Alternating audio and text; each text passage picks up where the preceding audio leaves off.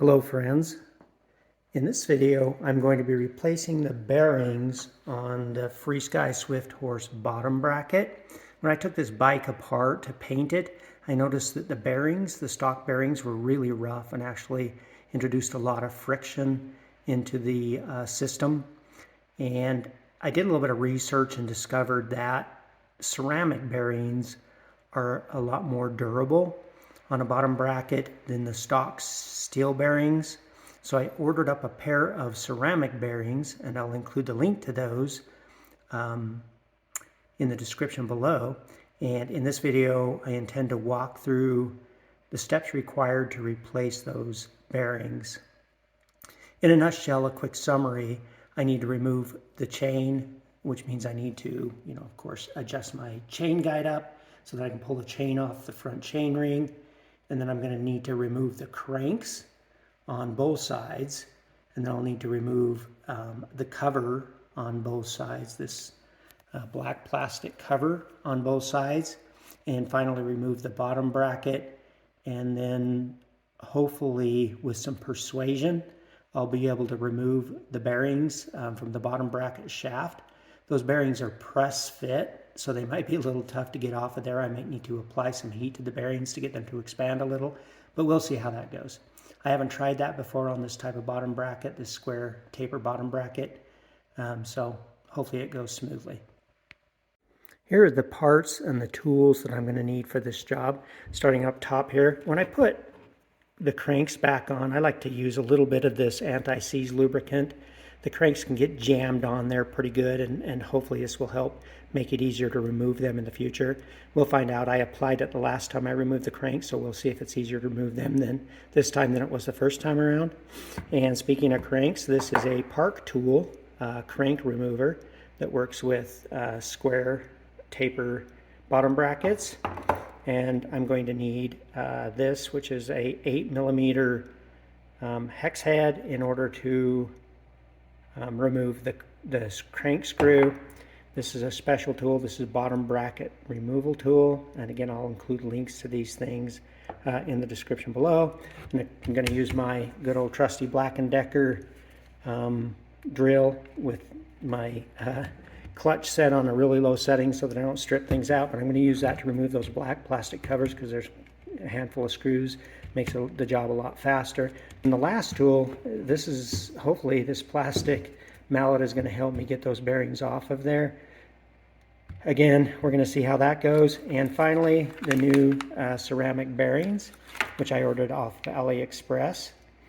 And these bearings, last time I took it apart, I measured these, and they are a 16mm shaft, a 31mm outside diameter, and 10mm deep. And so I was able to source these bearings in the ceramic version, and those are the bearings. So I'm going to start by removing the chain.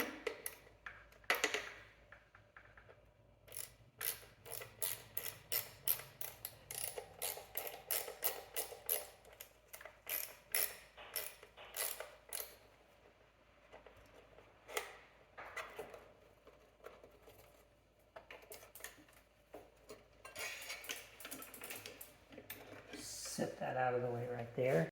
And I'm going to need to remove the center bolt for the cranks. These shouldn't be too tight, not tight at all. This is the easy part. And I'll want to do the same for the other side.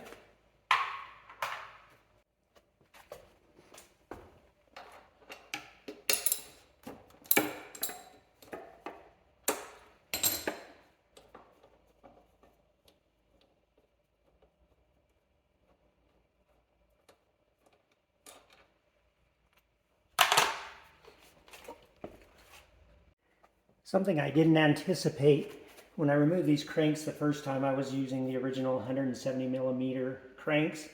As you know, if you watch my other video, I've dropped this down to a 152mm crank, which essentially means that I do not have the clearance I need to turn my crank removal tool with the pedal in place. So I'm going to have to remove the pedal. No big deal. It takes a 15mm wrench. And then remember on the left side, so on the non-drive side, these are reverse threaded. So, you need to clockwise will loosen the pedal, and counterclockwise will tighten it up. And then on the right side, or the drive side, it's the opposite. So I'm going to go ahead and remove this, and then we'll go ahead and remove this crank. When I put these pedals on, I used a little bit of that anti-seize, not a lot of anti-seize on it, to make them a little easier to remove.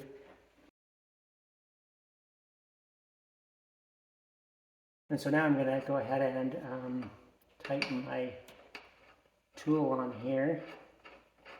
And then this makes removing the cranks a lot easier than it would be without it. So once you screw that in there, then you can just twist the center section. It should pull that right off of there.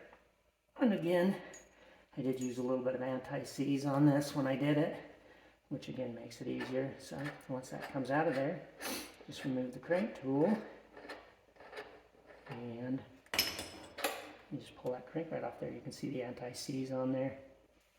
While I'm on this side, I'm going to go ahead and remove this side cover. I've already removed all of the screws other than this top one. Just again, make sure you don't strip these out. I've got the clutch on this to help prevent doing that. You can see once you get inside here, you can see this is something that I had mentioned before, where I have this foam in here keeping this thing from rattling around in here. I'm going to go ahead and remove that bottom piece just to kind of expose our pedal assist sensor, which is right here.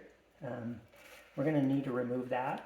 I've got this kind of taped up so the wires aren't probably as loose as they are when it's stock. But one of the wires that comes into this box here goes to this pedal assist sensor. You can see right here, we need to take that out, and it just slides off the shaft, but it can be a little bit tricky. You might have to get a small flathead screwdriver behind it if you can't get it off, which I may not be able to get it out of there. Yeah, I'm going to probably have to grab a small flathead screwdriver. I realize that this part of my garage is not that well lit right now, so I'm going to zoom in here a little bit and show you what this pedal assist sensor looks like. It's right here, this black plastic piece that goes around here, and it's got a wire coming out on that end. Now let's see if we can get that off of there. I'm just going to put my screwdriver behind it up on the top here, and then pull on the wire a little bit. Or not on the wire, but on the side where the wire is, there's a little tab that sticks out. And you can see it's just coming off of there. There we go. And that is our pedal assist sensor right there. And then this is our bottom bracket shaft. And then here's our bottom bracket. Now we'll do the same on the drive side, starting with the pedal. And again, this pedal is actually threaded correctly.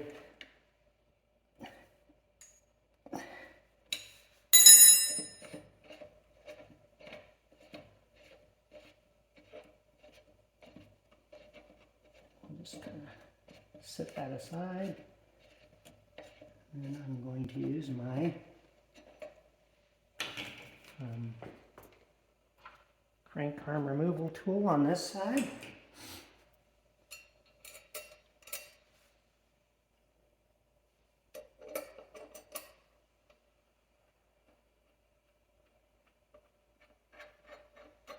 I'm going to thread this in there enough that it doesn't strip anything out far enough.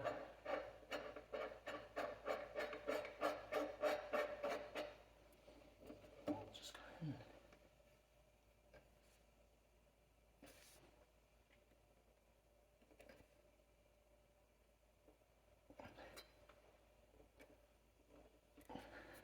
There we go. And there's our crank. Just going to set that aside for now. Next step is going to be to remove the cover on this side. This gives you an opportunity too to see how I mounted this chain guard on here. You can see the two bolts go through this plastic cover. I've got a couple of spacers behind it to get it to line up correctly with the chain. And the final screw here. And that cover should just come right off of there. See on the back side I've got these nuts on there in the front. You can kind of see in there how that works. We'll set that aside. I'm going to put the screws over here in my little holder so I don't lose them. The next thing we need to do is remove the bottom bracket, and you can see this is where we need to use the special tool inside here. So you can see here I've got my bottom bracket removal tool, and I'm going to insert that here. And then this is also reverse threaded, and it can be pretty tight. Being honest, I loosened up a little bit before I started the video just to make it so it wasn't too bad. But you can see that's reverse threaded on there. We can pull that right out of there.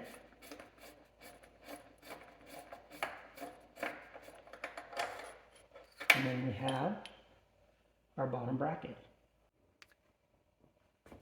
Now I'm going to remove this little cover here in order to expose the other bearing. What I'm about to do would probably be a lot easier to do on a bench vise with some protective material like hard plastic or something, preventing it from ruining any of these threads. But I'm going to do this with a pair of channel locks. What I'm going to do is I'm opening these all the way, and I'm just going to put them so they're on the lip here. They're not, and I'm not going to squeeze them to where they're damaging the threads. I'm just going to put it, as you can see there, just up against this lip and just lightly put pressure on it, again, so not to damage the threads. And I'm going to try to smack that out of there with a with the plastic mallet. And there it is. Here is our bottom bracket with both bearings exposed. You can see the center sleeve on here is just held in by these end pieces that go on there, so it's kind of loose. While attempting to remove the first bearing, I ended up breaking the outer race from the inner race, which ended up being okay because I was able to remove the sleeve and then use a ball joint puller I happen to have on hand, which fit perfectly to pull the bearings. I realize that not everybody has a ball joint tool like this, so I'm going to put a link to a different YouTube video by RJ the Bike Guy, where he will show you how to remove the bearings using a bench vise. Here is the shaft with the bearings removed. I'm not going to lie, that was a little bit tricky getting those bearings off of there. The ball joint puller I used ended up being the right tool. I am not sure if there's a better technique. I certainly would welcome anyone to add a comment below if you've come up with something better. But the bottom line is we are ready to fit our new bearings on. When I put these bearings on, I think I'm going to use the old freeze heat trick, or maybe more freeze than anything. I'm going to put this shaft in the freezer to cause it to contract as much as possible. And then I'm going to try to fit the bearings on there. And I definitely don't want to damage the new bearings. So if I'm going to be gently tapping on it, it's going to be on the inside race only. I'm not going to tap on the outside race and risk damaging the bearing. So here it is, the final result with the new bearings. And let me tell you, it is a lot smoother. The crunchiness and resistance I was getting from the old bearings is gone. Feels a lot better. And I kind of skipped over a lot of how I went about this process of removing and installing the new bearings. Removing the bearings was a bit of a trick. I ended up using that, the ball joint puller that I shared a picture of. Putting the bearings back on was just a matter of, I put the shaft in the freezer for quite a while, for a few hours, which caused it to kind of shrink a little bit. And then I was able to press the bearings on, kind of using my mallet again. But to ensure that I wasn't putting any pressure on the outside race, I put this box end wrench over that made contact with the bearing, and then I used this socket and my hammer to kind of pound these bearings on here, like that. This is a deep socket. Now, as far as installation goes, it's just a matter of reversing the entire process.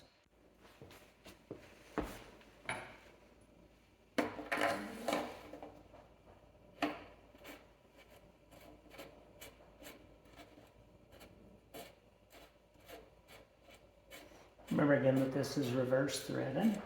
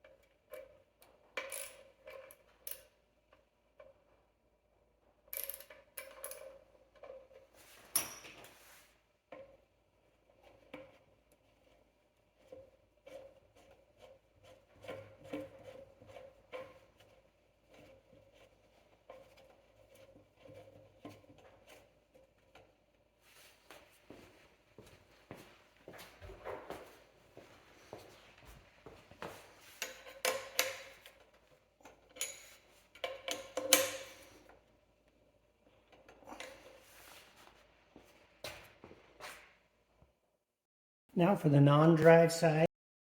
When you take this cadence sensor out, you're going to want to make sure that you kind of remember where it was. It's not completely critical that it goes in exactly the same spot, but I'm going to put it in the same general spot. Makes the wiring work real well. I'm going to put my controller back in, and my poorly cut foam packing in there to kind of keep this thing from moving around in there.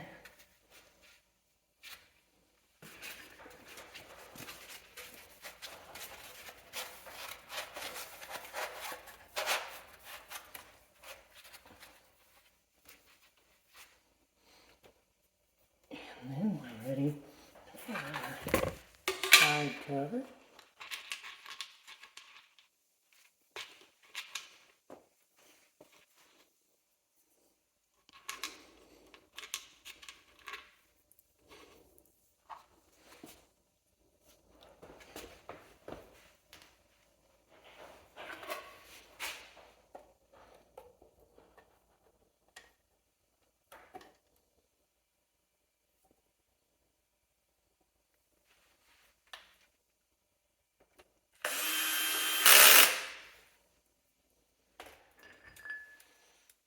You put your crank arm, of course, you want to make sure that it's directly across from the other crank arm.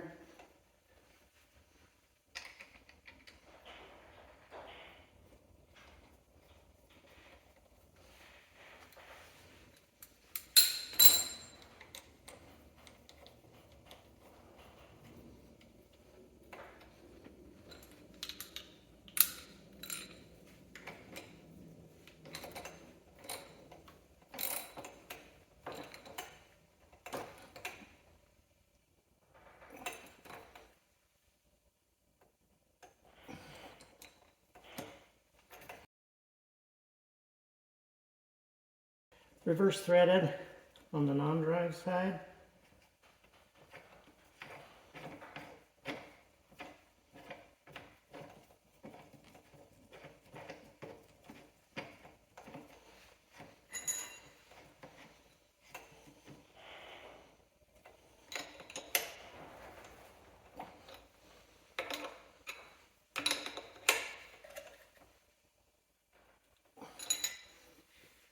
And there you have it. We are back in business.